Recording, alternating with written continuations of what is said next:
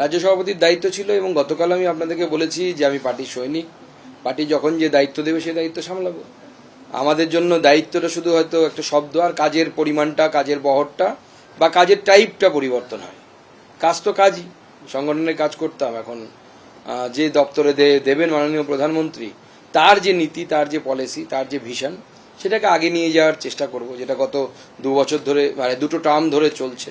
এবং আমার জেলার ক্ষেত্রে অত্যন্ত সুখবর, কারণ স্বাধীনতার পর এই প্রথম আমার জেলা থেকে কেউ কেন্দ্রীয় মন্ত্রী হচ্ছে। এর আগে এখন যতদূর আমাদের জানা আছে, এখনো পর্যন্ত ওই লোকসভা থেকে জিতে কেউ কোনো কেন্দ্রীয় মন্ত্রী হননি। তো স্বাভাবিকভাবে এটা ভালো খবর। প্রতিমন্ত্রী এমওএস, মিনিস্টার অফ স্টেট।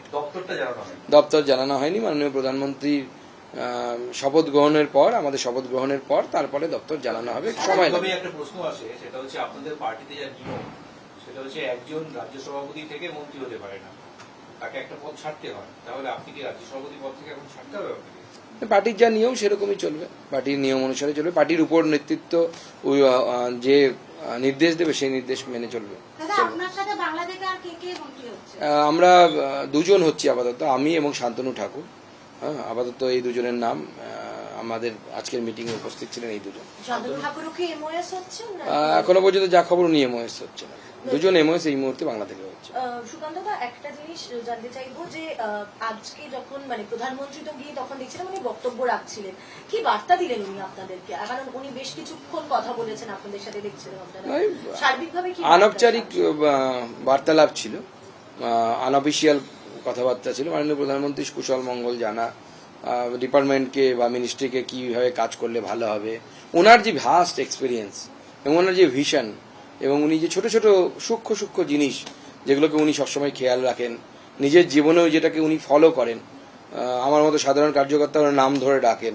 এই যে একটা বিরাট বড় ব্যাপার, মানে একজন প্রধানমন্ত্রী হয়েও এত কিছু করেন, যেটা সাধারণত দেখা যায় যিনি প্রধানমন্ত্রী হন তিনি অ্যাডমিনিস্ট্রেটিভ ব্যাপারটার দিকে বেশি মন দেন, সাংগঠনিক বিষয়ে মন দেন না। কিন্তু যেহেতু মূলত মাননীয় প্রধানমন্ত্রী নরেন্দ্র মোদীজি একজন সংগঠনের লোক, স্বাভাবিকভাবেই খুঁটিনাটি বিষয়ে তার বক্তব্যে থাকে। একটা বিষয় জানতে চাইছি, সেটা হচ্ছে আপনি তো, আপনার প্রিয় জায়গা হচ্ছে অধ্যাপনা, শিক্ষার মধ্যে থাকা। আপনি কোনো চয়েস যদি চাওয়া হয়, আপনি এডুকেশন বেছে নেবেন? এরকম কোনো বিষয় নেই, আমাদের চয়েস দেওয়ার বা চাওয়ার কোনো বিষয় নেই। মাননীয় প্রধানমন্ত্রী যেখানে উপযুক্ত মনে করবেন, যেখানে কাজ দেবেন, আমি গতকালই বলেছি যদি বুথ সভাপতিও করা হয় আমি বুথ সভাপতির কাজই করব, আমার যতটুকু সামর্থ্য আছে তা দিয়ে। মন্ত্রী হচ্ছেন সুকান্ত মজুমদার। বাংলা থেকে মোদী মন্ত্রিসভায় যাচ্ছেন 2জন সাংসদ। মোদী মন্ত্রিসভার নতুন সদস্য হচ্ছেন রাজ্য বিজেপির সভাপতি। ফের মন্ত্রী হিসেবে শপথ নেবেন বনগাঁর সাংসদ শান্তনু ঠাকুর, এবং আমরা জানি যে শান্তনু ঠাকুর এর আগে কেন্দ্রীয় জাহাজ প্রতিমন্ত্রী ছিলেন। মন্ত্রী হচ্ছেন সুকান্ত মজুমদার, মোদী মন্ত্রিসভার নতুন সদস্য, রাজ্য বিজেপি সভাপতি।